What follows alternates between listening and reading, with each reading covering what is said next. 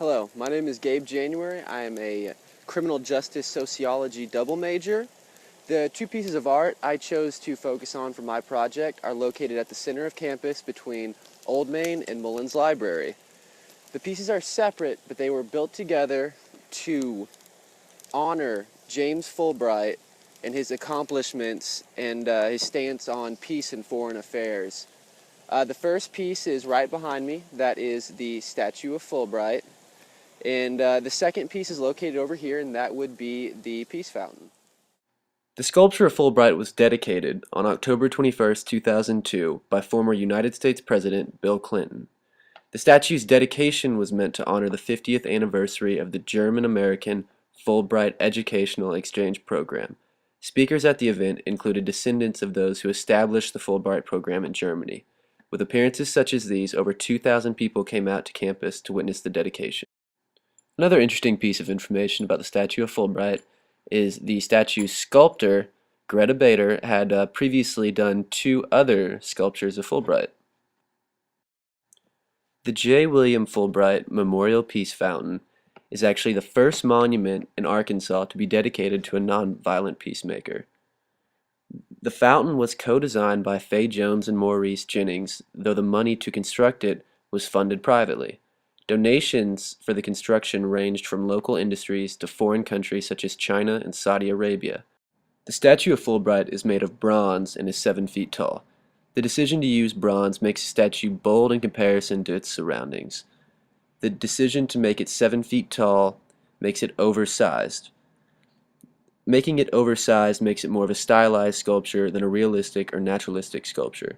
This statue is aesthetically pleasing based on its ability to reflect light and its asymmetrical balance. The Peace Fountain rises over 40 feet from the ground level, with a base diameter measuring 24 feet. It is made of bronze links with a smooth, circular granite base. The fountain has asymmetrical balance and is abstract, meaning that it is non-representational yet has symbolic meaning.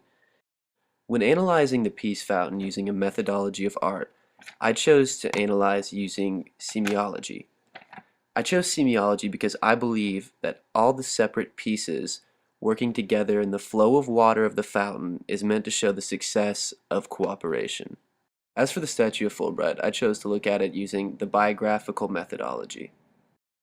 I believe that by making the statue oversized or larger than life, that Greta Bader had respect for Fulbright and his political views. The statue of Fulbright would belong to the Romanticism time period for a couple of reasons.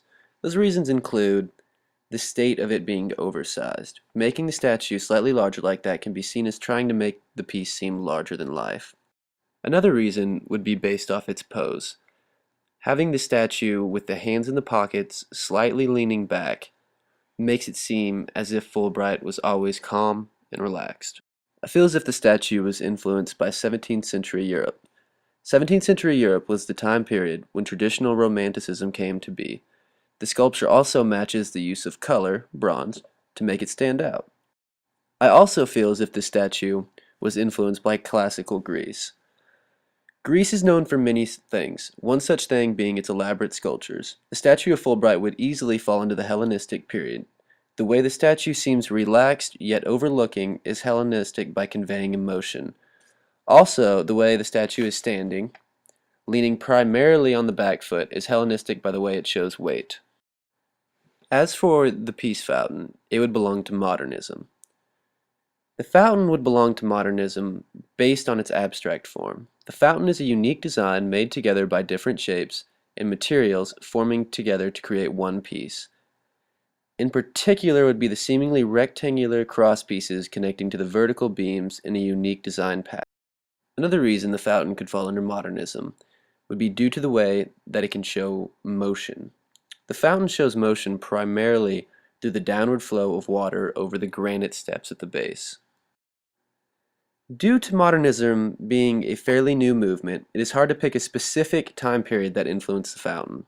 For that reason, I believe any time period that involved the use of representational sculptures could be attributed to influencing the fountain. I truly believe that these pieces are amazing.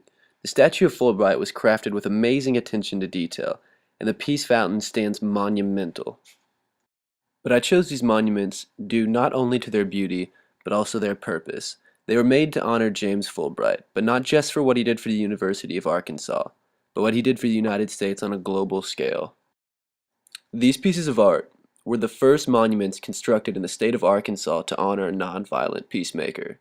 I have passed by them dozens of times and never known their true significance. Therefore, I hope that my project informed you on the history behind these monumental pieces of art.